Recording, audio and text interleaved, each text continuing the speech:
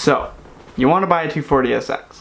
You've been browsing Craigslist, you think you found a good deal, and you want to buy one because, you know, other people drive them, they look cool. Well, I'm here to tell you they're not. So this is a couple reasons why you shouldn't buy a 240SX. Well, what's going on, guys? Welcome back to the channel. Today, we're going to be talking about some reasons why you shouldn't buy a Nissan 240SX. I know this is ironic because that is what I drive. So, to start off, the first thing that I'm going to say is this isn't entirely serious. Obviously, I love 240s. I wouldn't own one. I wouldn't drive one. I wouldn't daily one. I wouldn't keep fixing one if I didn't love them. This is more like a little bit of a jokey video. But these are actually like good points, and like if you are trying to buy one, these are kind of like what to look out for, and also a reason that you shouldn't buy maybe that specific 240. Before people roast me about, oh, well, why are you trash talking 240s if you drive one? Well, they're a lot of work, alright? So, we're just gonna start off. I made a little list on my phone. Number one on the list, old technology. So, when I say this, I kind of mean like the comfort-wise old technology. They just don't have all the like extra goodies, basically. They don't have heated seats. They don't even have power seats. If you buy the wrong one, they don't have power mirrors or power windows. The AC 90% of the time does not work. It's old technology, especially if you go from driving like a newer car, basically anything 2000 to plus, 2000 plus basically is what I'm trying to say. And then you go and you get yourself a 240SX that's from, say, 1991, like mine. You're gonna have a bad time. Now that is because you go from this car that has working AC, maybe it has power windows, power mirrors, this, that, and this. You get into a 240 and you don't got none of that. Why did I just go southern there? You don't got none of that. But yeah, so like when you go from like a newer vehicle to a 240, basically what I'm trying to say is you're gonna lose a lot of features. Or like good sound system too. 240 stock speakers suck. Even like upgraded ones usually suck if you keep with the same size. And it's just like, yeah, it's just older interior comfort, I would say, overall. Every time I get in like Brit's car, for example, oh, it's just like riding on a cloud, you know? You just sit there, you feel the wind in your hair, the AC blowing on your face if you need it on those hot summer days, like right now. And you just relax, you know? So, yeah, I'd say that's number one, or number 5. We're gonna do 5. Number 4, not a huge big deal. 240s from the factory only made like 148 horsepower with the stock brand new KA24DE. That's the stock motor that comes in the 91 to 94 S13s and S14s. Yeah, the Canadian S14s come with that. So yeah, they're the KAs, like that's 148 horsepower is a brand new OEM, perfect condition, like even better than perfect conditions motor. Flash forward, what, 20-30 years? My stock motor, like, it felt like it had maybe 100 horsepower. We're in like bone stock Civic range.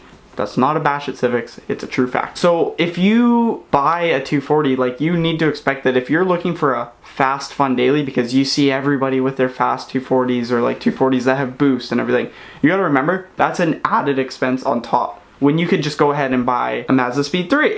That is, say, somewhere in the realm of $8,000 to $10,000, maybe more if it's very, very clean sort of thing. And for the same amount that you just boosted a motor and like didn't or don't have to worry about blowing up, like you have to do forged internals and stuff if like you want to go fast, like Damien and I sort of thing.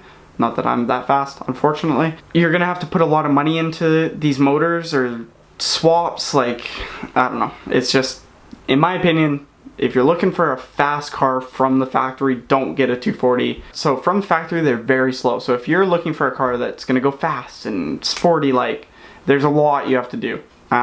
Whether it be a motor swap or you turbo the KA, you build the motor if you want to get over like 250 horsepower sort of thing. Like there's a lot of added costs if that's what you're looking for. If you're just looking for like a car to putt around town in and maybe lower and look good, then sure, a KA is going to do you just fine. But personally, that's not me, so I just put it on my list. Coming in at number 3, when you buy a used 240, it's going to have a previous owner.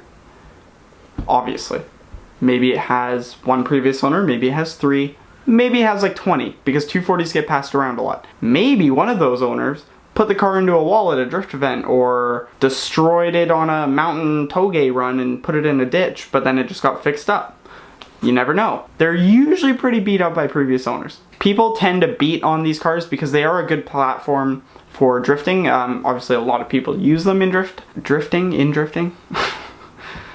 I'm too tired for this. They're usually pretty beat up. Maybe you're gonna find that lucky one that isn't beat up, but it's very rare to find, especially nowadays. Luckily, I found one that was not beat up because it was owned by a guy's grandmother, who then passed it to him. He drove it around for, I don't even know how long, not very long, and then he sold it to me. So I had very clean record on my previous owners. But there's like 240s that are even local here that have been passed through like every single person who has ever owned a 240 and likes a 240. They've probably owned that car. So usually you're going to find one that's been beat up quite badly by the previous owner. So number 2 on the list, the one before last, is they're usually very rusty. Very rusty. 99% of 240s have some spot of rust. I say 99 because some of them have been fixed, and that's all fine and dandy. But even my car has, like, it had a little bit of rust when I first bought it, and it kind of got worse because 17-year-old Travis decided, it's fine. Oh, you want to drive it through winter with all the salt on the roads because we actually get a little bit of snow, but they oversalt anyways? It's fine. Oh, your rust is progressing and it's getting a little worse? Leave it. Well, I'm paying the price now that I have a little bit of rust under my 2 quarter panel areas, and it's a pain in the butt to try and replace. So anyways, yes, they are usually quite rusty. They not only rust like body panels, but strut tower rust, frame rust, yeah, quarter panel rust, fender rust, rocker rust, floorboard rust, rust on your dashboard. I don't even know. It's probably possible. I don't know. Who knows? There's metal in the dashboard somewhere. Brackets. The brackets rust. Everything rust. You go to pull off a fender and you snap every single bolt that you ever touch on these cars. It's incredibly rusty 90% of the time. Again, if you get lucky, or if you're from the States and you live in like California or like Arizona where you don't get snow, you're usually okay, because like we get it here because we live on coastal area and we get snow in the winter sometimes, and people tend to just drive these cars because whatever, they're cheap, and people just sort of like send them through the winter, and then all the salt gets kicked up and it gets stuck places that you can't reach with your pressure washer, and then next thing you know, your car's got its own form of cancer in rust. So that's like a huge thing to look out for if you are looking to buy a 240SX. Make sure you check everything for rust. Like everything. If it hasn't been garage kept for at least 3/4 of its life, walk away. Don't actually do that. Maybe it was taken very well care of and maybe the rust's been fixed. But you get what I'm saying. Watch out for rust. Watch out for like look under the car, look at everything, because all the bolts in like the rear end, front end, they get rusty and they get seized, and then it's a pain in the butt, in the ass, in the nether regions, whatever you want to say, to do any work on like suspension bolts especially. They get really rusty and it's not a good time. So that's just my recommendation, and that's another reason maybe not to buy a 240 if that's not something you are prepared to deal with. Now the last thing, and the most important thing, or most like disgusting thing about 240s, is the price tags that come on a 27-year-old car nowadays. Right now, drift tax is here. I'm just gonna put it at the top screen, right there. Drift tax when I bought my car was about here. If I were to buy my exact same car today that I bought 4 years ago almost, I would be spending probably double or triple the amount I spent on my car. I paid $2,800 for my car. It was a dual cam KA, 91, pretty good condition, automatic, had a real Recaro bucket seat, had some aftermarket wheels. I paid $2,800 for that. Nowadays, that being a cleaner body 240 would probably pull like $1,000, if not more. And it is ridiculous that people are spending these prices. Bone stock 240s are going for way too much right now, but you know what, all the power to anybody selling bone stock 240s, because there's people dumb enough to pay 8, 9, 10, who knows how much grand for these 30-year-old cars, which is just crazy in my mind. Honestly, if it had come down to it,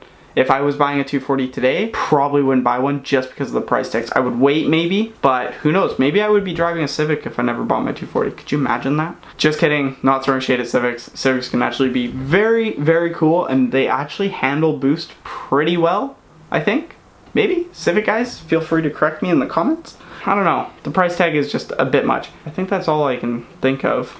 Now, with all of that being said, there's obviously a lot of pros to owning a 240. But you guys will have to wait till Friday, because I'm going to release that video on Friday of maybe 5 reasons you should buy a 240SX. Just figured I'd do the shouldn't first because it was a bit more funny. So I think I'm going to call it there for today's video. If you're new here, don't forget to like, comment, and subscribe. If you are a subscriber here, don't forget to like and comment. And don't forget to share it maybe. Show your friends, get them to subscribe to the channel, and then yeah, that means I can do more stuff for you guys, and it'll be a lot of fun. Anyways guys, thank you so much for watching, and we'll see you in the next one. Peace.